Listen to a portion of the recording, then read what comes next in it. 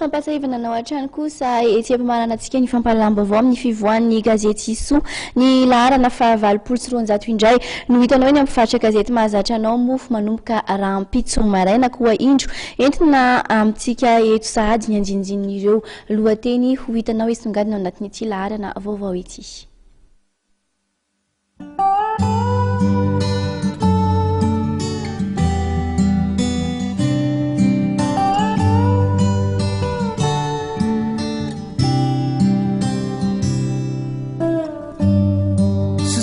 Plus rien ne nous dérange, mon ange.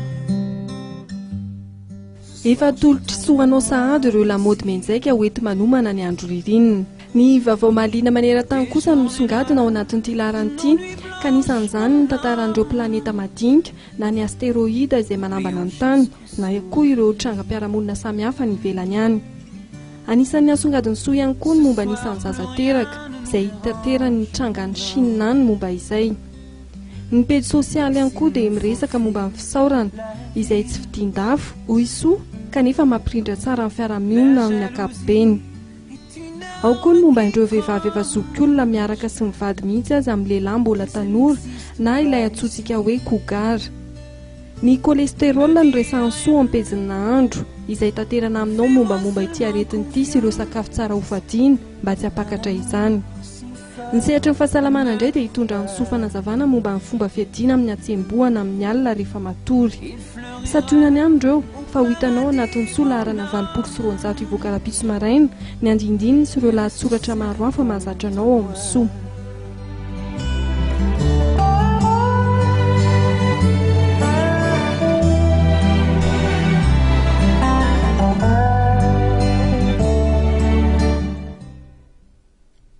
Dia tao anatin'izay fampasahivana anao izay sy fampahafantarana an'izay ary tompolay sy tompoko vavy no amaranantsika ihany koa ny fampahalalam-baovao amin'izao alina izao isan'ny vaovao nisongadina tamin'ity alina ity indrindra moa ny mahakasika indrindra ny eo anivon'ny emonata izay hoentitra manoloana ireo mpitandron'ny filaminana izay mikasa hiara-iasa amin'ireo mpanao politika ivelany asa nampandranketina azy mandritra ny fifidianana izay ho tanterahana eto amin'ny firenena. Isan'ny vaovao nisongadina tamin'izao alina izao ihany koa mofony mikasika indrindra ny fitohizan'ny faneterana an'ireo antotan-taratasy filansahako hovidiana ho filom-pirenena ary isany nanatitra an'izay moa tamin'ity androany ity kosa ny ekipa n'Andriamatoa Piero Rajonarivelo. Mankasitraka anao tompoko tompoko vavy naraka izany hatramin'ny farany manome fotoana anao rahampitso amin'ny 7 ora hatrany ny tenako ato anatin'ny fampahalalam-baovao.